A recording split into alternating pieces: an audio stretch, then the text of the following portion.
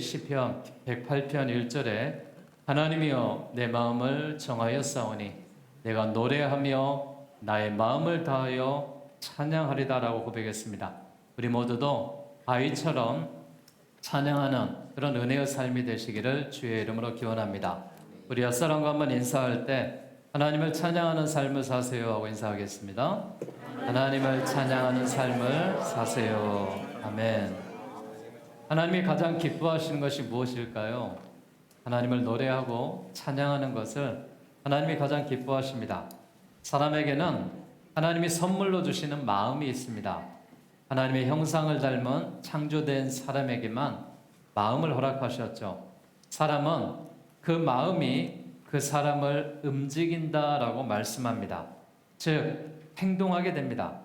마음이 착하면 행동도 착할 것이고요. 마음이 깨끗하면 생활도 깨끗하겠죠. 그러나 마음이 불편하고 마음이 더러면 우리의 모든 행실도 깨끗하지 못하고 또한 바르지 못할 것입니다. 마음은 그 사람의 인격의 본부와도 같습니다. 신앙생활도 마음이 정한 대로 우리가 하게 되겠죠. 마음의 각오가 분명하고 마음의 각오가 선명하고 마음이 밝고 환하면 우리의 마음이 부하고 여유가 있습니다. 우리의 인격도 우리의 신앙도 분명하고 심지가 굳죠. 항상 흔들리지 않습니다. 누가 뭐라 해도 분명한 목적을 가지고 항상 신앙의 맛을 느끼며 감사하면서 우리가 살아갑니다. 종교개혁자 마틴 루터가 날마다 수염을 깎듯이 날마다 마음을 관리해야 된다 이렇게 말했습니다. 아침에 수염을 깎아도요. 오후가 되면 남자들은 수염이 자랍니다. 또 잠을 자고 나면은요. 수염이 자라서 깎지 않으면은 지저분합니다. 여자분들이 아침에 나갈 때 화장을 하는 것과 마찬가지로 남자들은 아침에 나갈 때 매일처럼 수염을 깎습니다. 만약 수염을 깎지 않는다면은 거부룩한 털보숭이가 될 것이고 또 지저분할 수밖에 없겠죠. 우리의 마음도 저는 마찬가지라고 생각합니다. 마음은 한번 새롭게 한다 해서 그 새로운 마음이 계속해서 유지되는 건 아닙니다. 날마다 시간마다 우리의 마음이 늘 정결하고 깨끗한 마음을 함께 해야 됩니다. 날마다 수염을 깎듯이 날마다 관리하고 정해야 합니다. 오늘 본 시편 108편은 다윗의 찬양시인데요. 다윗은 시편을 통해서 모든 원수를 물리치고 마침내 승리해 주신 하나님을 노래했습니다. 그런데 놀라운 사실이 시편 108편은 다윗이 지은 시가 아니라 오래전에 써놓았던 시편을 연결해서 만들어낸 책이라는 것이죠. 시편 108편의 전반부는 57편의 전반부를 사용을 했고 또한 후반부는 시편 60편의 내용을 가져와서 이 내용을 붙였습니다. 이 놀라운 사실은 시편 108편은 찬양하는 시이고 감사하는 시이고 영광을 돌리는 시이고 다짐하는 시라면은 시편 57편과 후반부에 나와 있는 60편은 비탄의 시로 인하여서 슬픔과 고통과 또한 탄식의 소리를 내는 시였다라는 것이죠. 도저히 찬양할 수 없는 자리에서 터져나온 찬양의 시, 탄식의 자리에서 마침내 이루고야만은 승리를 예감하고 기쁨을 노래한 시가 시편 108편입니다. 다윗 왕은 장인이기도 한 사울 왕 때문에 오랜 기간 쫓겨다니는 절박한 상황 속에서도 하나님만을 의지하고 마음에 다짐하고 감사하면서 찬양했습니다. 그러므로 시편 108편은 다윗의 승리의 노래이며 승리의 확신의 고백이기도 하는 것이죠. 누가 승리자입니까? 마음속에 불변하는 결심과 다짐하는 사람이 승리자인 줄로 믿습니다. 그 어떤 환경 속에서도 마음이 흔들리지 않고 신앙이 요동치 않고 인간의 본분과 신앙의 전진과 사명을 다한 자가 아니겠습니까? 오늘 보면 1절 말씀에 뭐라고 말합니다. 하나님이여 내 마음을 정하였사오니 라고 말합니다. 다윗은 이 비탄의 자리에 앉아 탄식하다가 주먹을 불끈 쥐고 내 마음을 정했다라고 말하고 있습니다. 사랑하는 여러분, 오늘 예배하는 여러분도 우리 교육부에서 예배하는 우리 사랑하는 학생들도 하나님이 기뻐하시는 대로 우리의 마음을 정하고 하나님 앞에 예배하는 삶을 살겠다고, 찬양하는 삶을 살겠다고, 하나님께 영광 돌리는 삶을 살겠다고 고백할 수 있는 우리 모두가 되시기를 주의 이름으로 기원합니다. 우리가 어떻게 이런 마음과 이런 은혜가 가질 수 있을까요? 오늘 본문의 말씀에 보니까 하나님께서 1절 말씀에 뭐라고 말씀하십니까? 하나님이여 내 마음을 정하였사오니 내가 노래하며 나의 마음을 찬양하리로다 라고 말했습니다. 다윗이 작정했던 첫 번째 고백은 찬양입니다. 이는 하나님께 감사한 마음을 잊어버리지 않겠다라는 뜻이죠. 우리가 하나님 앞에 취할 태도도 그러해야 됩니다. 하나님이 영광 받으시고 기뻐하셔야 됩니다. 하나님은 꾸밈 없는 자를, 거짓이 없는 자를, 솔직하고 순진한 마음을 가진 자를 좋아하십니다. 바리새인들처럼 가식적이고 위선적이고 전시적인 마음은 하나님이 기뻐하지 않습니다.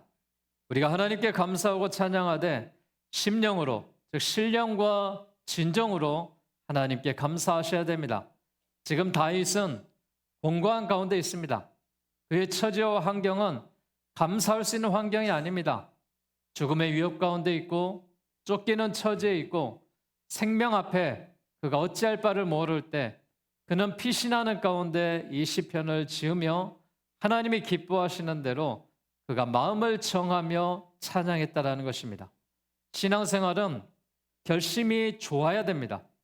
우리가 좋은 결심을 하지 않는데 어떻게 우리에게 좋은 인격과 좋은 신앙, 좋은 일꾼이 되겠습니까?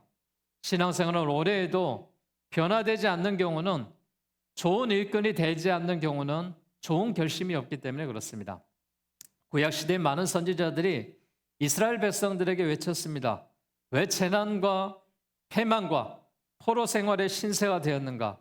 그 원인을 전달하는 사명을 가졌는데 완전히 겸손하게 자기의 습관과 고집, 고정관념과 교만을 과감하게 버리고 스타일을 바꿔야 되는데 그렇게 하지 못했습니다.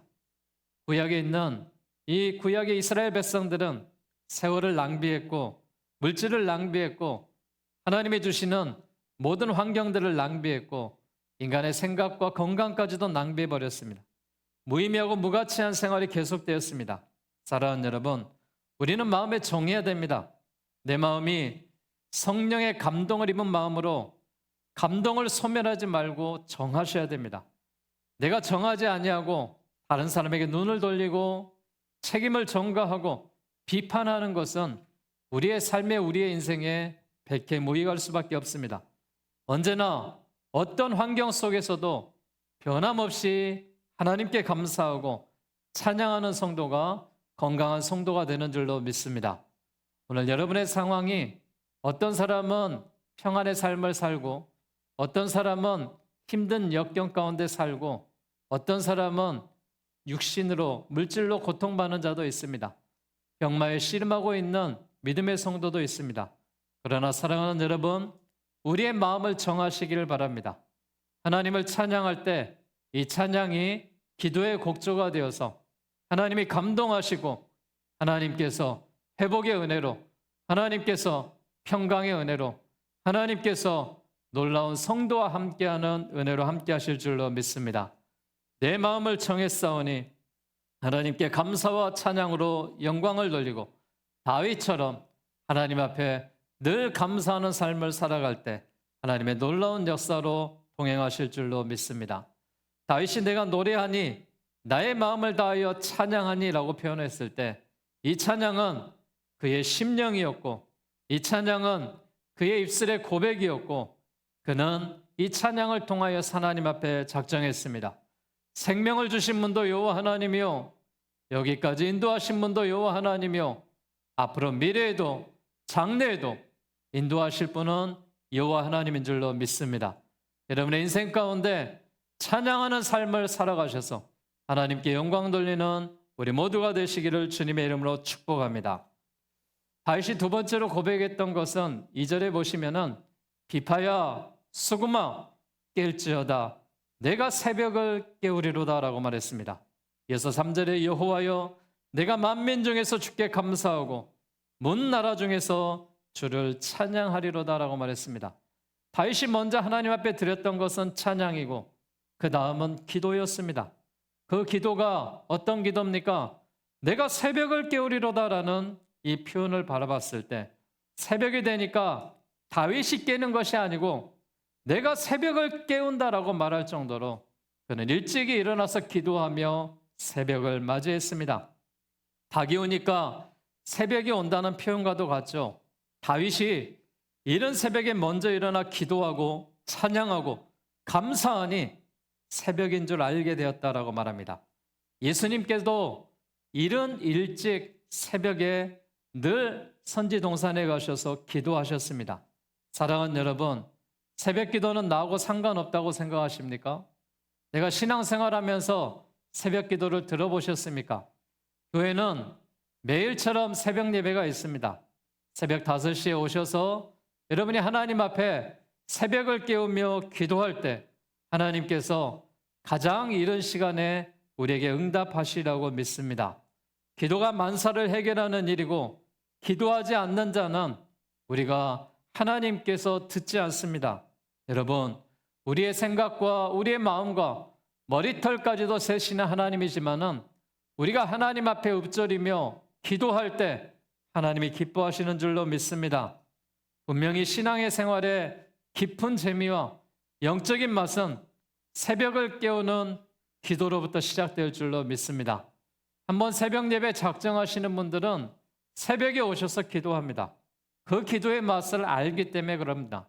사랑하는 여러분, 여러분들도 다시 한번 마음을 정하십시오. 멋진 포부, 꿈, 기대, 거룩한 뜻을 가슴에 품고 깨끗한 시간에 하나님 앞에 결단하며 기도하시기를 바라겠습니다. 여러분의 사업에 문제가 있습니까? 여러분의 가정에 문제가 있습니까? 여러분의 육체에 문제가 있습니까? 어떤 문제든지 하나님 앞에 가지고 나오셔서 새벽에 기도하신다면 하나님이 응답하실 줄로 믿습니다.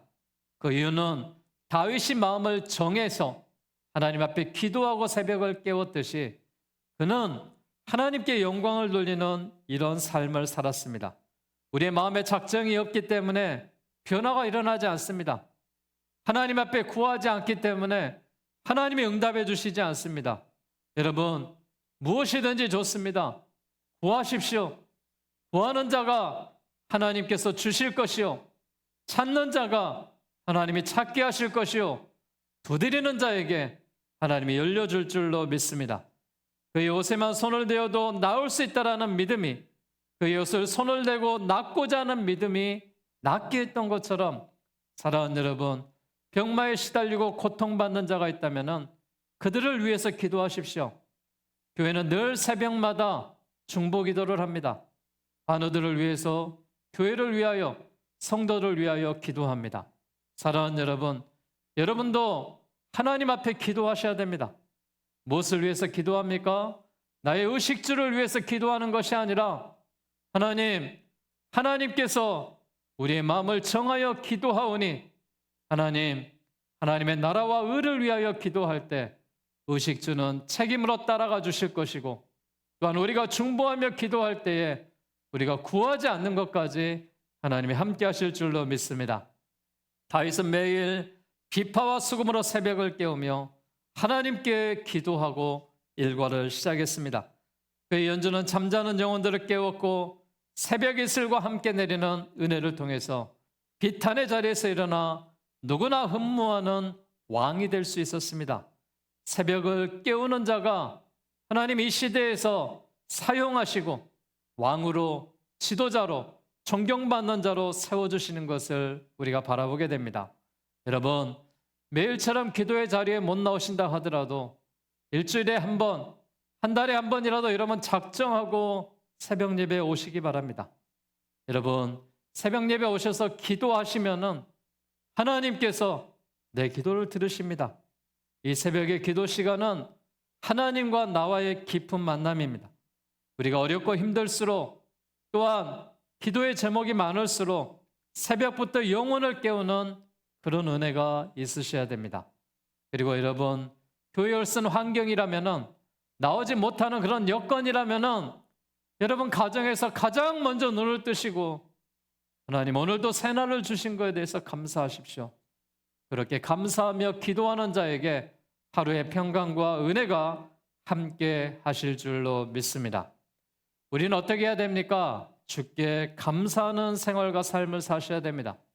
오늘 보면 3절과 5절에 보니까 여호와여 내가 만민 중에서 주께 감사하고 문 나라 중에서 주를 찬양하오리니 주의 인자심이 하늘보다 높으시며 주의 진실은 궁창에까지 이르나이다. 하나님이여 주는 하늘에 높이 들리시며 주의 영광이 온 땅에서 높임 받으시기를 원하나이다라고 말했습니다. 다윗이 하나님 앞에 감사하고 찬양하고 기도한 후에 그는 더욱더 하나님 앞에 가까이 가기를 원했습니다. 다윗의 간증은 자기 때문에 하나님 높임 받는 것이었습니다. 여러분, 우리의 인생 때문에 하나님이 높임 받으신다면 마땅히 우리의 인생을 하나님 앞에 드릴 수 있는 가치가 있는 것입니다. 그래서 혹시라도 자기 때문에 하나님 높임 받지 못할까 봐 그 일에 늘 조심하며 걱정했던 것이 다윗의 마음이었습니다. 얼마나 복된 근심이고 복된 마음입니까? 사랑하는 여러분, 우리는 남을 해치는 자가 되어서는 안 됩니다. 남을 비방하는 자가 되어서는 안 됩니다. 원망하는 자가 되어서는 안 됩니다. 우리는 남을 칭찬하고 남을 돕고 격려하는 그리스도인들이 되셔야 됩니다. 다윗은 내가 환난 당하는 것이 큰 문제가 아니라 내가 회복되지 못하는 것이 큰 문제가 아니라 나 때문에 하나님의 영광이 가려질까 봐, 나 때문에 하나님이 슬퍼하실까 봐 그는 늘 고민했습니다. 그래서 다윗은 이런 쫓기는 가운데 어려운 가운데도 감사했다라고 말합니다. 우리도 우리의 마음의 생각이 모두 하나님을 높이는 데 두셔야 됩니다. 우리에게 주어진 여건이나 달란트도 하나님을 높이는 목적으로 삼아야 될 줄로 믿습니다. 나는 낮아져도 괜찮습니다. 나는 고난당해도 괜찮습니다. 나는 몰라져도 괜찮습니다. 그러나 하나님 나를 통하여 하나님 영광 받으시라고, 하나님만이 전파된다면 내가 기뻐하겠다고, 하나님만을 전파된다면 내가 감사하겠다고, 내가 다윗처럼 찬양하겠다고, 이런 입술의 고백이 우리 모두의 고백이 될 수 있기를 바랍니다.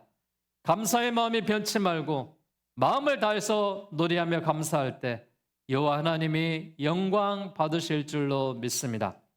저는 오늘 이야기를 끝으로 오늘의 말씀의 결론을 맺고자 합니다. 남아프리카 공화국의 흑인 대통령인 넬슨 만델라의 이야기입니다. 인권운동을 하던 그가 감옥에 가게 됐죠. 숨조차 쉬기 힘들 정도로 좁고 쾌쾌한 감옥입니다.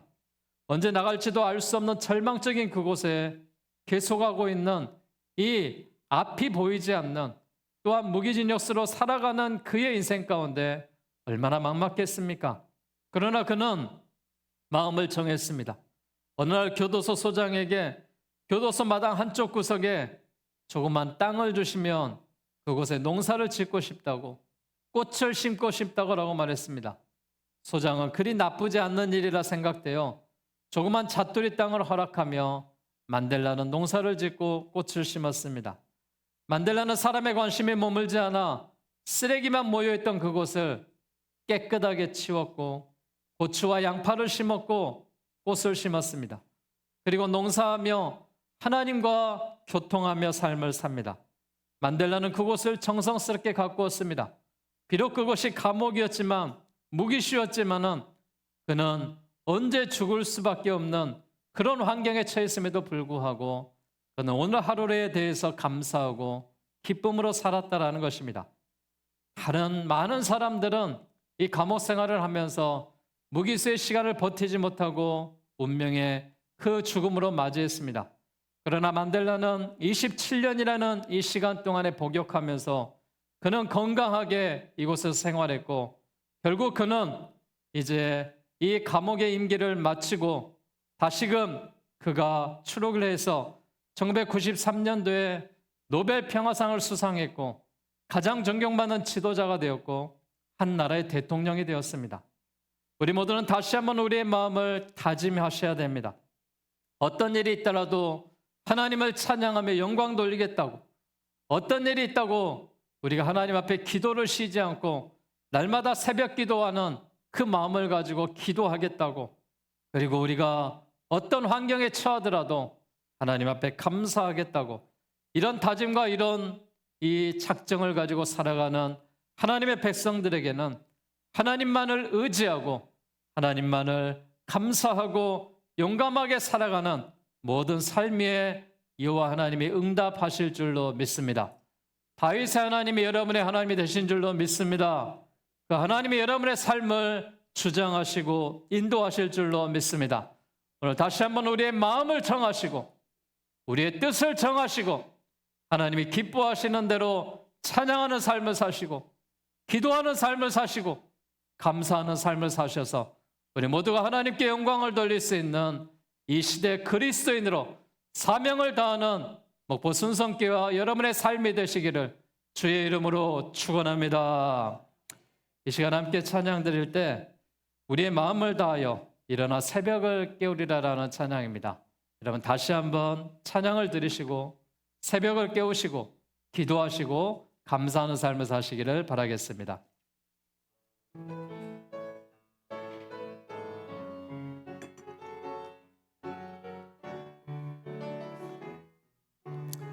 지금 우리는 마음을 아파요.